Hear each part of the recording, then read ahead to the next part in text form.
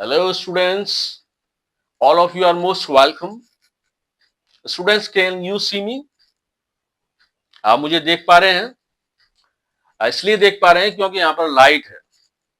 यदि dark room हो, then you can't see. यानी देखने के लिए लाइट की जरूरत है. और आज का topic, today's topic is light. आज हम लाइट की स्टडी करेंगे. और फिजिक्स की जिस ब्रांच में लाइट की स्टडी की जाती है उसे बोलते हैं ऑप्टिक्स. जहां से 12th physics second part start होता है, जिसमें रे ऑप्टिक्स फर्स्ट चैप्टर है. Ray optics and optical instruments. यानी ऑप्टिक्स को दो पार्ट्स में डिवाइड कर दिया गया है. एक का नाम रे ऑप्टिक्स और दूसरे का वेव ऑप्टिक्स. तो यहां थोड़ा लिख लेते हैं. ऑप्टिक्स यानी लाइट, स्टडी ऑफ लाइट है ना, स्टडी ऑफ लाइट. और इसको दो कैटेगरी में कर दीजिए. रे ऑप्टिक्स, इसका एक नाम ज्योमेट्रिकल ऑप्टिक्स भी बोलते हैं इसे.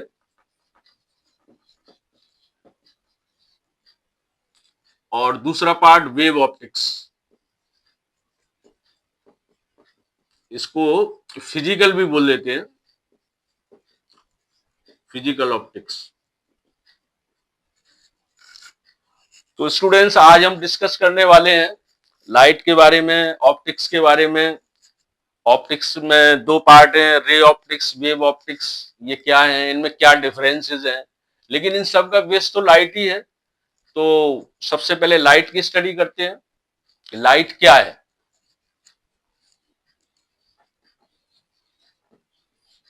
देखिए, जस्ट बिफोर दिस चैप्टर, इससे पहले चैप्टर का नाम था ईएमडब्ल्यू. तो आप याद रखिए, लाइट ईएमडब्ल्यू है. लाइट इलेक्ट्रोमैग्नेटिक वेव है. सबसे पहला सेंटेंस ये, लाइट इज ईएमडब्ल्यू. जो स्टूडेंट्स थोड़े सीरियस है उन्होंने वो चैप्टर पढ़ लिया होगा ईएमडब्ल्यू, और उसमें उनको इसका पूरा इंट्रोडक्शन पता होगा. लेकिन बाई चांस लापरवाही से किसी से नहीं स्टडी किया है तो शॉर्ट में समझा देते हैं. इलेक्ट्रोमैग्नेटिक वेव, अब जैसे कि मान लीजिए मैं बोल रहा हूं, आई एम स्पीकिंग, तो आवाज आप तक जा रही है, ये साउंड वेव कहलाती है. और इसको चलने के लिए, मतलब आप तक ये कैसे पहुंची, उसके लिए मीडियम की जरूरत होती है. जैसे ये क्लासरूम है, इसमें एयर है, एयर भरी हुई है. यदि ये एयर ना हो तो मैं बोलूंगा और आप तक साउंड नहीं आएगा, क्योंकि साउंड जो वेव है उसके प्रोपेगेट होने के लिए, एक जगह से दूसरी जगह जाने के लिए मीडियम की जरूरत है. यदि मीडियम ना हो, किसी पंपिंग मशीन से या किसी सिस्टम से आप ये एयर रिलीज कर दीजिए, यहाँ से हटा दीजिए, वैक्यूम क्रिएट कर दीजिए, तो मैं बोलूंगा लेकिन आवाज आप तक नहीं पहुंचेगी. क्योंकि जो मीडियम है उसकी एब्सेंस में ये प्रोपेगेट नहीं हो पाएगी. मेरे लिप्स चलेंगे केवल, है ना, लेकिन साउंड वहां तक नहीं जाएगी. इस तरह की वेव्स को बोलते हैं मैकेनिकल वेव. लेकिन कुछ वेव्स ऐसी भी होती हैं जिनके लिए मीडियम की जरूरत नहीं है. जैसे लाइट. लाइट एक इलेक्ट्रोमैग्नेटिक वेव है. जैसे फ्रॉम सन टू अर्थ, सूरज से यहां तक जो लाइट आती है, उसके बीच में जो रास्ता है उसमें ज्यादातर वैक्यूम है. लेकिन उसके बावजूद, यानी कि वहां मीडियम नहीं है ज्यादातर, लेकिन फिर भी लाइट आती है. इसका मतलब कुछ वेव इस तरह की हैं जिनके लिए मीडियम की जरूरत नहीं है. जैसे लाइट है, और भी वेव्स है, एक ग्रुप है पूरा. लिख लेते हैं. जैसे गामा रेज है,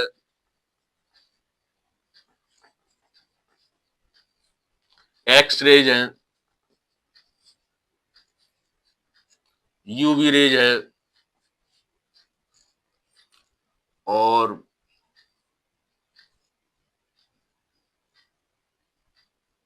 इंफ्रारेड है,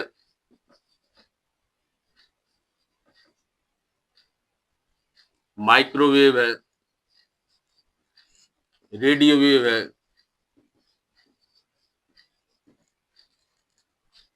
ये स्पेक्ट्रम कहलाता है. ये जो ग्रुप है इलेक्ट्रोमैग्नेटिक वेव्स का, इसको स्पेक्ट्रम बोलते हैं.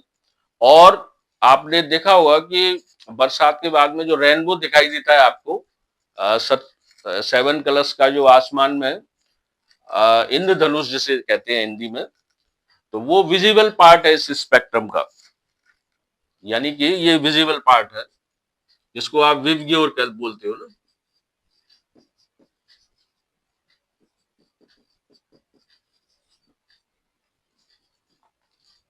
यानी हम ये भी बोल सकते हैं कि ये जो पूरा स्पेक्ट्रम है, जैसे आप बोलोगे सर विजिबल पार्ट है जो हमें दिखाई दे रहा है, तो इसके अलावा भी दूसरा पार्ट है। हाँ, जो दूसरा पार्ट है बहुत बड़ा है, 90% से भी ज्यादा है, वो इनविजिबल है। ये विजिबल तो बहुत छोटा है, इसमें 7 कलर्स हैं और इसी को लाइट बोलते हैं। तो आप ये भी कह सकते हो कि very very small part of EMS, electromagnetic जो स्पेक्ट्रम है उसका ये बहुत छोटा पार्ट है लाइट, जिसमें 7 कलर्स होते हैं। It is the very small part, small part वो जो विजिबल है ना ऑफ ईएमएस।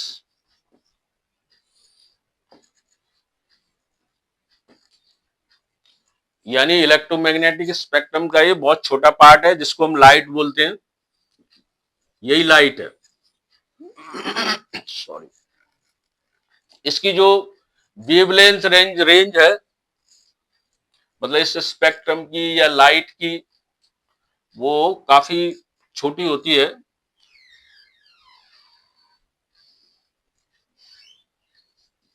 400 नैनोमीटर से लेके 750 नैनोमीटर तक, ये इसकी वेवलेंथ रेंज है। ये एनसीईआरटी के अकॉर्डिंग हमने लिखा है, लेकिन अलग अलग रेफरेंस बुक्स में थोड़ा डिफरेंस हो सकता है, जैसे किसी में 700 हो सकता है, किसी में 780 है ना। इसको आप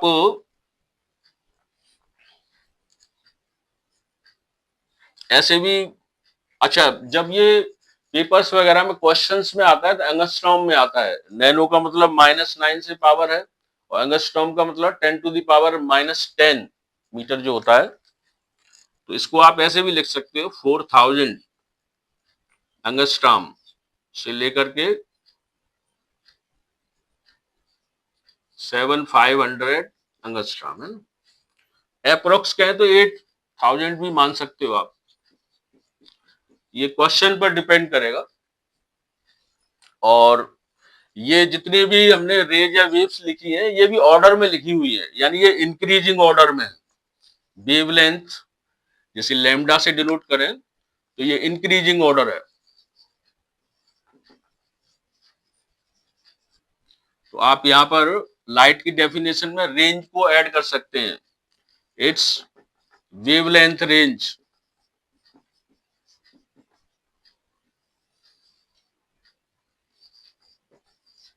is 400 angstrom to 750।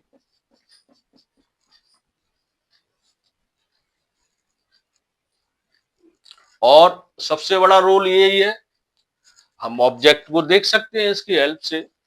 We can see any type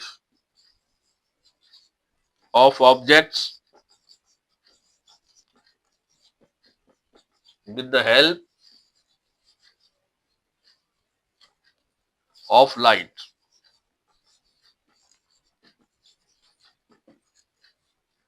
तो देखिए ये सब एक बार इसको और रिवाइज कर देते हैं। ऑप्टिक्स का मतलब है लाइट की स्टडी, लाइट से रिलेटेड जितने भी फिनोमिना हैं वो सब इसमें स्टडी की जाएंगे ऑप्टिक्स में। और ऑप्टिक्स की दो ब्रांच हैं, रे ऑप्टिक्स और वेव ऑप्टिक्स, जिनको आप ज्योमेट्रिकल और फिजिकल ऑप्टिक्स भी बोल सकते हैं।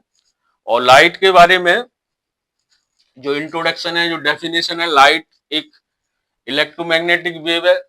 और ये इलेक्ट्रोमैग्नेटिक जो स्पेक्ट्रम, ये जो स्पेक्ट्रम लिखा हुआ है, कुछ वेव्स या रेज का जो ग्रुप है, उसका एक छोटा सा विजिबल पार्ट है, छोटा पार्ट है जो कि विजिबल है, बाकी तो इनविजिबल है सब। इसके अलावा इसकी वेवलेंथ की रेंज हमने लिख दी, और इसके हेल्प से हम किसी भी ऑब्जेक्ट को देख सकते हैं। तो ये आप नोट कर लीजिए। फिर आगे चलते हैं कि लाइट में कौन कौन से फिनोमिना होते हैं।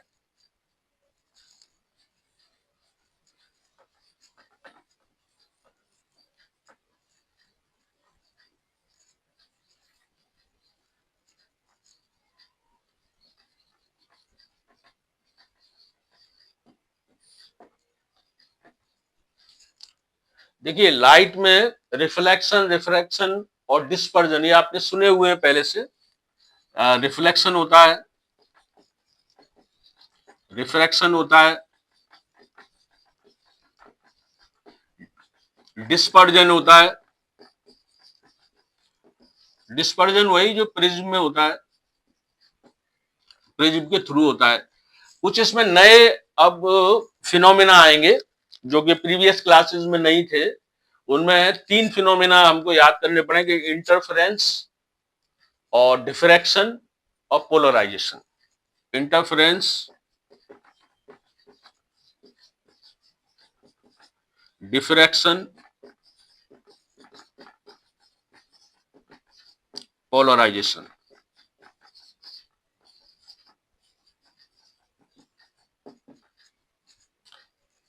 ये आपके न्यू फिनोमेना है।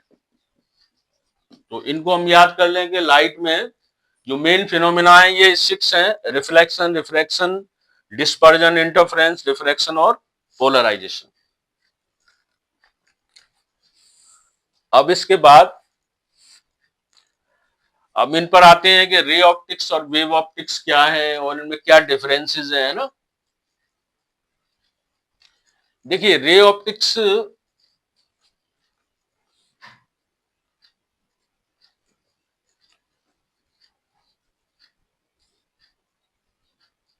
डिफरेंसेस, देखिए रे ऑप्टिक्स में जो हम स्टडी करते हैं वो ऑब्जेक्ट थोड़े बड़े होते हैं। मतलब ऐसे बोल सकते हैं, किससे कंपेयर कर रहे हैं, वेवलेंथ से। लाइट की जो वेवलेंथ है उसके कंपैरिजन में यहाँ ऑब्जेक्ट थोड़ा बड़ा होता है। मतलब साइज ऑफ ऑब्जेक्ट या ऑब्जेक्ट ही लिखिए, greater than wavelength of light.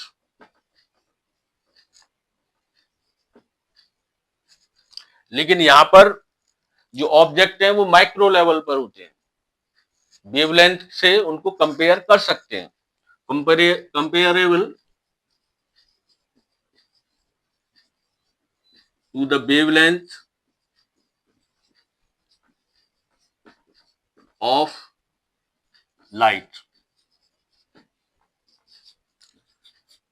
इसी तरह से रे ऑप्टिक्स में जो ये फिनोमिना है उनमें स्पेशली ये रिफ्लेक्शन, रिफ्रैक्शन, डिस्पर्जन, इनको हम प्रूव कर सकते हैं। इसका जो की कंसेप्ट है ये रिफ्लेक्शन है, जैसे रिफ्रैक्शन है, ये इसमें इनकी स्टडी की जाती है। इनको काफी अच्छे तरीके से यहाँ प्रूव किया जा सकता है। लेकिन वेव ऑप्टिक्स में ये 3 मेन इंपॉर्टेंट है, इंटरफेरेंस, डिफ्रैक्शन और पोलराइजेशन। इंटरफेरेंस, डिफ्रैक्शन और पोलराइजेशन।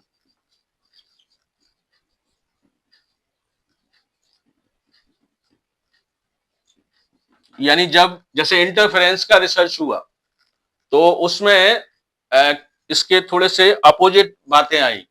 इंटरफेरेंस को इससे प्रूव नहीं किया जा सकता। मतलब जो पार्टिकल थ्योरी थी, एक्चुअली ये भी आपको वैसे प्रीवियस क्लास में बताया होगा और इसको एक बार फिर सुन लीजिए कि लाइट के जो बिहेवियर है या नेचर है उसका डिस्प्यूट रहा काफी वर्षों तक।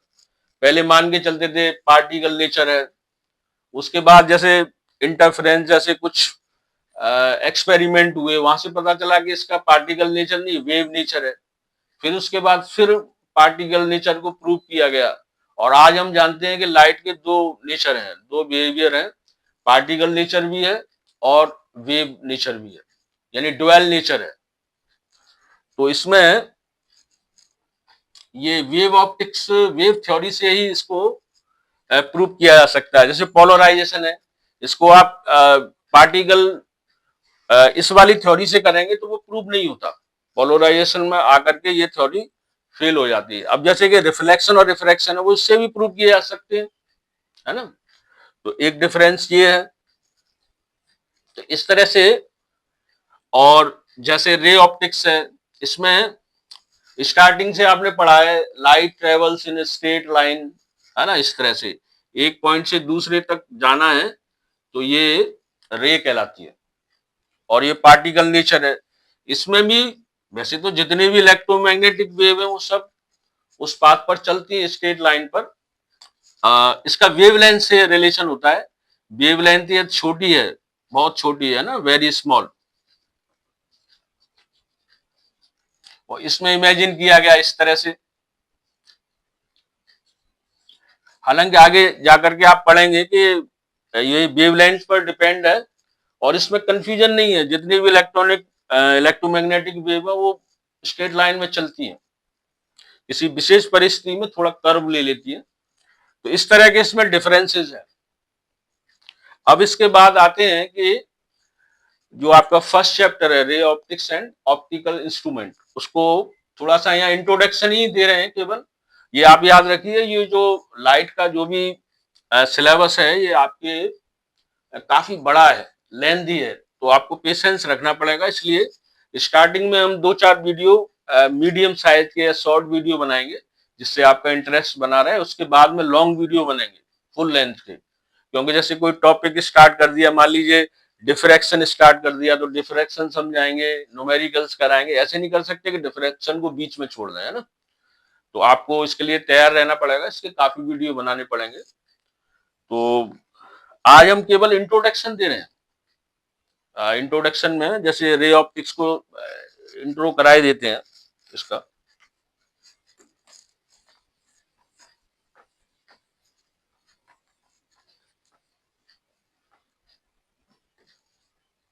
रे ऑप्टिक्स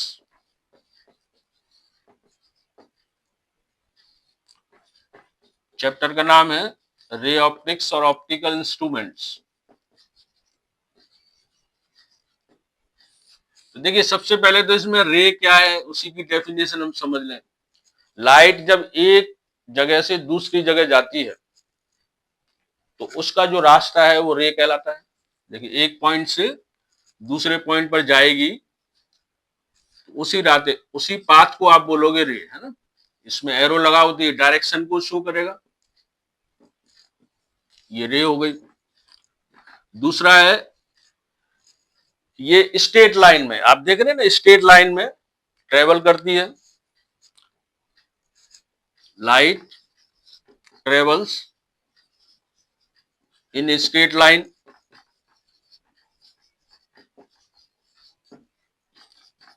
और यदि बहुत सारी रे मिल जाए इस तरह से, इसको इन्होंने बंडल कहा गया है, इसको बीम कहते हैं। वैसे ये जो बंडल है, ग्रुप है, यानी bundle of rays is called beam. ये इसके 3 मेन पॉइंट हो गए। रे ऑप्टिक्स में रे क्या है, और लाइट स्ट्रेट लाइन में ट्रेवल करती है, और बीम किसको कहते हैं। इसके अलावा इसमें रिफ्लेक्शन और रिफ्रैक्शन ये आपको समझना पड़ेगा। स्टार्टिंग कराएंगे, जैसे रे ऑप्टिक्स में आपका रिफ्लेक्शन है, रिफ्रैक्शन है, तो उसको हम नेक्स्ट वीडियो में कराएंगे। लेकिन आप ये समझ लीजिए कि जैसे कोई इस तरह की इसमें घटनाएं होती हैं कि रिफ्लेक्शन भी होता है, रिफ्रैक्शन भी होता है, और एक और एब्जॉर्प्शन भी बोलते हैं उसको। कहने का मतलब ये है, इसको नोट कर लीजिए, ये मैं हटा देता हूं।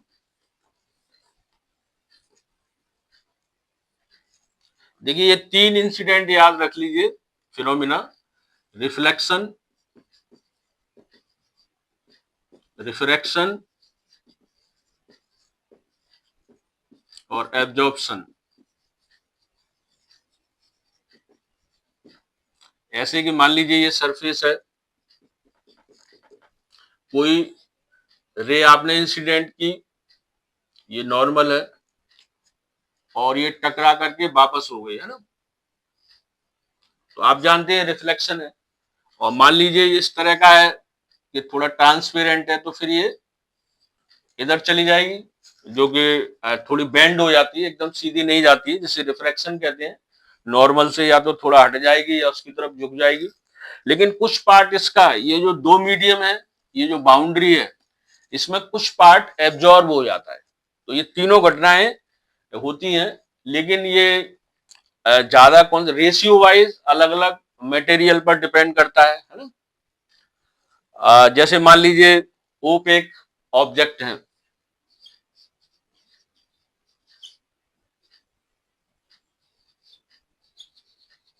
मान लीजिए कोई, जैसे ये व्हाइट बोर्ड है, इसकी जगह पर हमारे पास कोई डार्क कलर का हो, ब्लैक ब्लैक बोर्ड है, और आपने लाइट की कोई रेस पर डाली, तो चूंकि डार्क है, ब्लैक है, तो ये एब्जॉर्ब कर लेगा ज्यादातर रेज को, तो ये कहाँ पास होने देगा। तो यहाँ पर ओपेक ऑब्जेक्ट के लिए, अब जैसे कि रिफ्रैक्शन है ये वाली, तो नेग्लेजिबल हो गई, वो पार ही नहीं होने देगा, ट्रांसपेरेंट तो है नहीं। तो इस तरह से ये रेशियो वाइज चेंज होती रहती है। रिफ्लेक्शन और रिफ्रैक्शन को हम पढ़ेंगे नेक्स्ट लेक्चर में, और रिफ्लेक्शन के लिए मिरर की स्टडी करनी पड़ेगी। तीन तरह के मिरर होंगे, प्लेन मिरर और स्फेरिकल मिरर में दो, कॉन्वेक्स और कॉनकेव, उनको जानेंगे। यानी रिफ्लेक्शन की स्टडी करेंगे, इसमें प्लेन मिरर